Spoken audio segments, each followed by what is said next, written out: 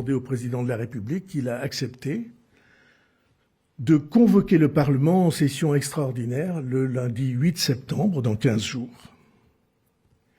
J'engagerai ce jour-là la responsabilité du gouvernement sur une déclaration de politique générale conformément à l'article 49, alinéa 1er de notre Constitution.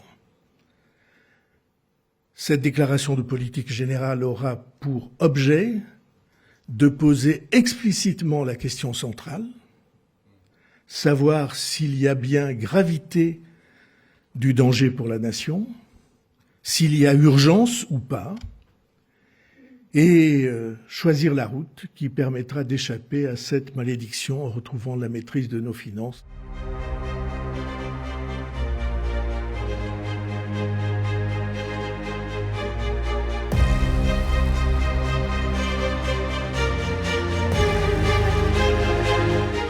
Bien évidemment, le 8 septembre, nous qui demandions une session extraordinaire, nous nous réjouissions de cette première victoire de la mobilisation populaire et nous voterons pour faire tomber Bayrou et son gouvernement. Notre orientation est possible pour le pays, que d'autres choix sont possibles pour la justice sociale, pour plus de démocratie, pour la transition écologique qui est nécessaire, nous l'avons vu encore cet été avec des incendies. Et donc nous serons évidemment au rendez-vous des batailles parlementaires qui s'annoncent pour incarner une alternative. Il y aura un vote contre, très net.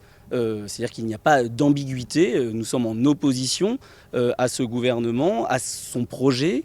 Il a en plus très clairement dit qu'il ne souhaitait pas débattre, négocier, qu'il ne faisait aucune annonce de retour en arrière sur les mesures de casse sociale, de purge fiscale qu'il avait proposées.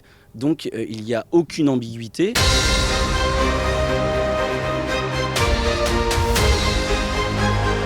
Aujourd'hui, je ne vois pas comment nous pourrions voter la confiance. Il reste une quinzaine de jours d'ici le 8 septembre. Il reste 15 jours pour ce Premier ministre de changer d'avis, changer de position, mais je ne crois pas. Je crois qu'il est finalement en train de préparer sa sortie, en train de dire finalement qu'il préfère être le martyr d'une prétendue cause qu'il ne fait que desservir.